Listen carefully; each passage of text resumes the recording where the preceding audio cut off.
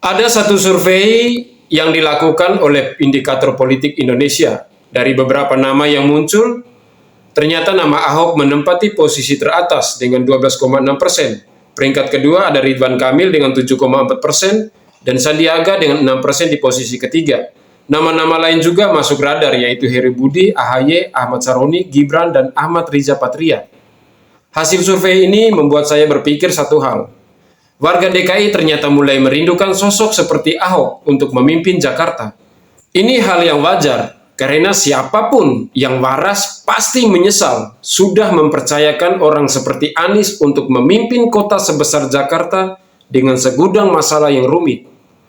Dulu Ahok terkena kasus penistaan agama, diserang dengan isu sara dan diintimidasi oleh kelompok-kelompok penjual agama yang mendukung Anies. Bahkan siapapun yang ketahuan mendukung Ahok, maka jenazahnya akan mengalami nasib yang memprihatinkan. Banyak orang percaya jika Ahok tidak terkena kasus, mungkin bisa mengalahkan Anies. Tapi takdir tetaplah takdir, Anies jadi gubernur DKI. Tapi topeng Anies ternyata palsu. Janji manis akhirnya jadi pengibulan buat warga DKI. Banyak yang sadar sudah tertipu oleh senyum Anies dengan tutur kata yang santun. Di balik itu semua tersimpan penyesalan banyak orang karena Jakarta menuju kemunduran. Munculnya nama Ahok seolah mengisyaratkan muaknya warga terhadap kemunafikan gubernur sebelumnya. Sebagian besar mungkin sudah sadar bahwa yang munafik adalah orang yang tidak bisa kerja. Mereka tidak mau lagi dibodohi dengan mulut manis penuh tipu muslihat. Ahok prioritaskan rusun karena setelah dihitung-hitung lebih masuk akal. Anies menjual janji murahan bernama rumah DP 0 rupiah. Bahkan janjikan warga DKI bisa punya rumah. Hasilnya kalian pasti sudah tahu sendiri. Ahok prioritaskan normalisasi sungai untuk mencegah banjir. Anies jualan naturalisasi sungai, konsep air hujan harus dipaksa turun ke tanah, lalu ide sampah seperti sumur resapan yang tak ada manfaatnya. Perbedaannya bagai langit dan bumi. Tapi ada satu pertanyaan yang menjanggal. Apakah Ahok masih bisa jadi gubernur? Mengingat statusnya yang pernah jadi narapidana selama 2 tahun di penjara. Ada yang bilang bisa, ada yang bilang tidak bisa. Setelah saya baca di beberapa sumber, secara hukum Ahok bisa nyalon lagi sebagai cagup DKI pada Pilkada DKI 2024. Walaupun berstatus mantan narapidana.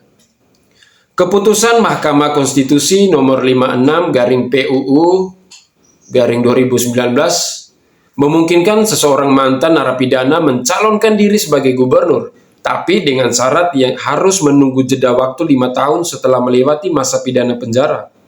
Putusan MK ini mewajibkan mantan narapidana mengumumkan statusnya kalau mau nyalon lagi. Ahok sendiri bebas pada 24 Januari 2019.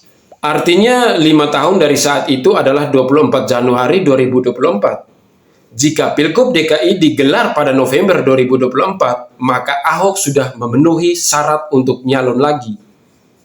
Saya rasa Ahok harus diberikan kesempatan kedua karena ada banyak faktor pendukung. Yang pertama, Anies tidak sehebat yang dipromosikan kelompok pemburu nasi bungkus dan penjual agama. Sudah banyak yang menyesal dan gigit jari karena dikibuli dengan telak. Yang kedua, kelompok intoleran saat ini sudah lemah dan tidak sehebat tahun 2016 dan 2017 dulu. Dulu mereka di atas angin, dapat peluang emas dari kasus Ahok. Disponsori oleh Bohir yang mencairkan logistik secara besar-besaran. Kebetulan konteks masalahnya adalah agama, sehingga mereka merasa dapat durian runtuh. Saat ini mereka sudah kayak macan ompong. Kepalanya sudah kapok dan tak berani berulah meski sudah bebas dari penjara.